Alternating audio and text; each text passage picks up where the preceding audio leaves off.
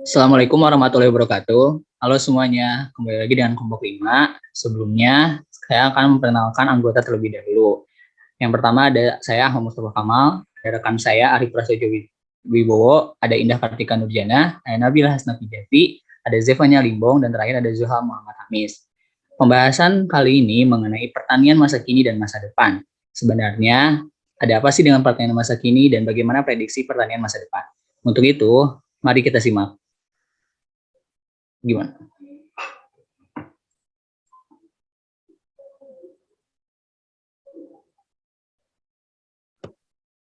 Baik, yang pertama ada kondisi pertanian Indonesia saat ini. Sektor pertanian menjadi satu-satunya sektor yang tumbuh positif selama pandemi COVID-19. Dan secara keseluruhan, sektor pertanian tumbuh menjadi 1,75%.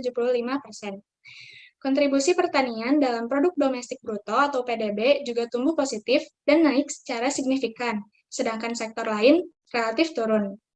Badan Pusat Statistik (BPS) mencatat pada triwulan 2 tahun 2021, produk domestik bruto atau PDB sektor pertanian mengalami pertumbuhan tertinggi di antara semua sektor lapangan usaha. Sektor pertanian disebut tumbuh sebesar 12,93% bila dibandingkan triwulan sebelumnya. Pertanian Indonesia juga mampu menyumbang kontribusinya terhadap pertumbuhan ekonomi nasional di saat dunia menghadapi ancaman pandemi COVID-19 berkepanjangan.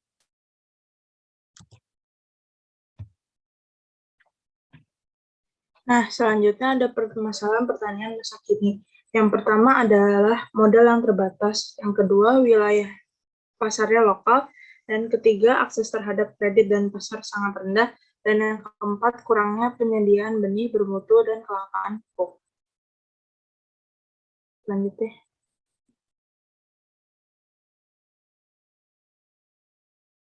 Selanjutnya, Ketua Himpunan Kerukunan Tani Indonesia atau HKTI Muldoko mengungkapkan ada berbagai masalah yang dikemukakan dalam industri pangan Indonesia, khususnya di industri pertanian. Permasalahan selanjutnya adalah yang kelima, kurangnya lahan pertanian. Berdasarkan hasil survei pertanian pada sensus 2018, kondisi lahan di Indonesia hanya memiliki luas 903 meter, sementara luas lahan non-pertanian atau non-sawah hanya 5,5 meter persegi. Permasalahan yang keenam adalah kualitas tanah pertanian sudah rusak. Hal ini disebabkan karena banyaknya para petani yang lebih mementingkan kualitas dan kuantitas hasil padinya daripada kualitas tanahnya. Para petani hanya berpikir cara agar padinya banyak dan bagus. Mereka memakai pestisida yang berlebihan sehingga merusak tanah. Dan yang terakhir adalah petani belum paham teknologi.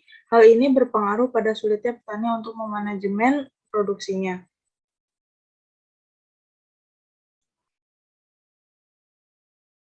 Kemudian ada faktor penyebab permasalahan pertanian. Yang pertama, penyebab terbatasnya modal yang dimiliki petani, yaitu karena sebagian besar petani menggunakan modal sendiri untuk membiayai usaha pertaniannya. Secara umum, pemilikan modal petani masih relatif kecil, karena modal ini biasanya bersumber dari penyisian pendapatan usaha tani sebelumnya. Hal ini menunjukkan bahwa peranan lembaga keuangan dalam menyalurkan dana terhadap usaha di sektor pertanian masih minim. Kehadiran kredit usaha tani dan kredit usaha rakyat dirasa belum maksimal. Realisasi penyaluran kredit usaha rakyat di sektor pertanian juga masih di bawah 7%. Maka dari itu, masih banyak petani yang kesulitan mengklaim kredit usaha rakyat karena prosesnya yang tidak sederhana. Perbankan tidak mau menyalurkan kredit karena petani tidak mempunyai agunan, penghasilan yang tidak tetap, dan tidak adanya sertifikat kepemilikan tanah. Lalu kedua, kurang tersedianya informasi pasar menjadi faktor penyebab kendala dalam kegiatan pemasaran produksi pertanian. Kurangnya kualitas sumber daya manusia dalam proses pemasaran, berfluktuasinya harga, dan kurang membadainya pasar menjadi faktor lain dalam kendala kegiatan pemasaran. Ketiga, faktor yang menjadi penyebab kurangnya penyediaan benih bermutu dan kelangkaan pupuk adalah distribusi benih dan pupuk bersubsidi yang masih tidak maksimal. Next. Lalu keempat, kurangnya lahan pertanian disebabkan oleh alih fungsi lahan pertanian, membuat banyak lahan pertanian beralih fungsi menjadi non-pertanian, seperti perumahan, perusahaan properti, dan lainnya. Hal ini yang menyebabkan petani tidak mempunyai tanah dan produktivitas menurun. Selain itu, faktor internal petani seperti kondisi sosial dan ekonominya yang membuat ia menjual lahan pertaniannya. Lalu kelima, Faktor penyebab kurangnya pemanfaatan teknologi oleh petani dalam pertanian karena kurangnya sosialisasi tentang pentingnya pemanfaatan teknologi dan pengaruhnya dalam hasil pertanian. Selain itu, tak jarang juga petani yang menolak menggunakan teknologi karena merasa bahwa cara tradisional masih lebih baik. Padahal, penggunaan teknologi sangat berpengaruh dalam hasil produksi pertanian. Selanjutnya, Baik, sebagaimana permasalahan pertanian yang sudah dijelaskan tadi, tentunya ada beberapa solusi demi mewujudkan pertanian yang terjamin. Yang pertama itu dengan sosialisasi teknologi pertanian. Seperti yang diketahui, seiring perkembangan zaman, teknologi akan semakin berkembang dalam berbagai hal, tidak menutup kemungkinan dalam bidang pertanian. Tujuannya agar membantu dan meringankan beban para petani, sehingga para petani ini jadi lebih mengenal dan mendalami hingga akhirnya mempraktikkan teknologi tersebut untuk kebutuhan pertaniannya.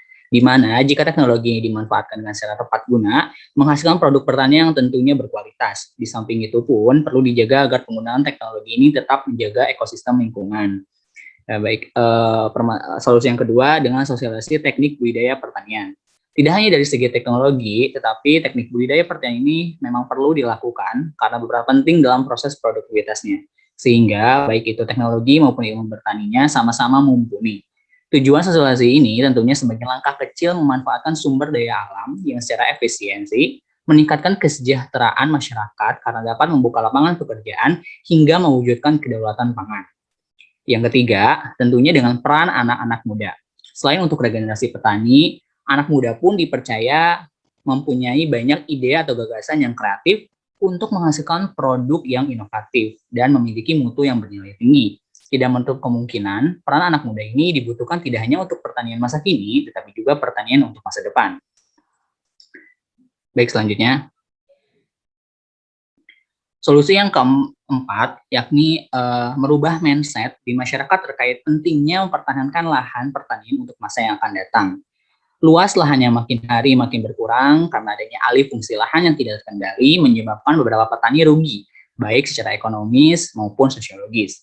Yang mana kebanyakan alih fungsi lahan ini hanya untuk kepentingan sesaat saja. Jika kejadian ini terus berlangsung, akan menyebabkan kekurangan hasil panen, karena lahan menciut dan itu akan mempengaruhi produktivitas pengolahannya. Dan solusi yang terakhir tentunya dengan terselenggaranya jaminan dari pemerintah terkait harga komoditas pertanian. Dengan adanya jaminan harga, pendapatan para petani mungkin akan lebih terjamin dalam proses produktivitasnya. Selain itu, pemerintah juga akan menciptakan rasa kepedulian ketika petani mengalami gagal panen dan juga tentunya mengurangi ketergantungan impor.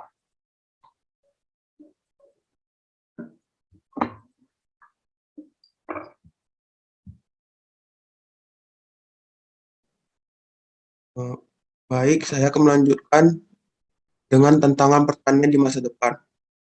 Yang pertama yaitu jumlah penduduk yang terus bertambah.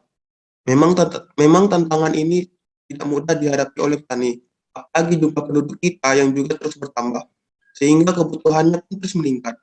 Estimasinya, di tahun 2030 ada sekitar 300 juta penduduk. Kemudian yang kedua, mayoritas petani Indonesia adalah petani gurem.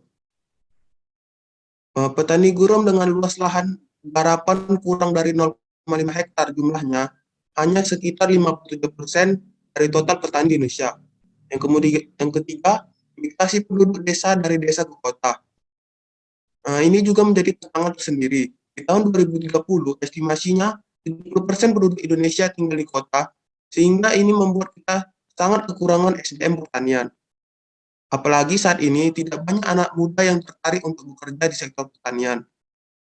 Kemudian yang keempat, ketersediaan lahan pertanian yang semakin sempit. Ini juga menjadi tantangan sangat besar, padahal kebutuhan produksi semakin tinggi seiring dengan pertambahan populasi penduduk. Setiap tahunnya, 100.000 hektar lahan pertanian akan berkurang. Kemudian, yang kelima, perubahan iklim yang semakin ekstrim. Tantangan selanjutnya ini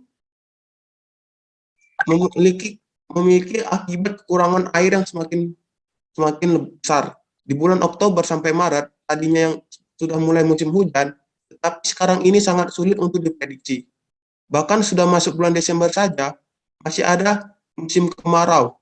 Kondisi ini pada akhirnya membuat produktivitas tanaman pertanian menurun. Yang terakhir, yang keenam, lemahnya program peningkatan kompetensi para petani serta penyuluhan dan pengembangan kelembagaan petani. Next. Baik, selanjutnya ada solusi pertanian untuk masa depan. Yang pertama ada implementasi teknologi, yaitu kita harus mampu mengimplementasikan teknologi agar membuat pertanian semakin mudah di masa depan. Selanjutnya ada sumber daya manusia yang milenial, yaitu orang-orang yang memiliki usia produktif yang harus aktif di bidang pertanian agar mampu menumbuhkan pertanian hingga masa depan. Selanjutnya ada agroekologi, yaitu suatu konsep pertanian yang ramah lingkungan dan juga yang berkelanjutan. Jadi harus berkelanjutan si pertanian, jangan hanya selesai di tahun itu saja. Selanjutnya ada kesejahteraan petani, yaitu sejahteranya para petani agar menumbuhkan semangat para petani-petani yang ada di Indonesia. Dan yang terakhir adalah pertanian presisi, yaitu mengelola dan mengukur hasil tanah, hasil panen tanah, dan juga hama-hama agar terwujudnya pertanian yang optimal. Mungkin sekian dari kelompok kami. Mohon maaf apabila ada kesalahan. Terima kasih atas perhatiannya. Wabillahi taufiq wal hidayah. Assalamualaikum warahmatullahi wabarakatuh.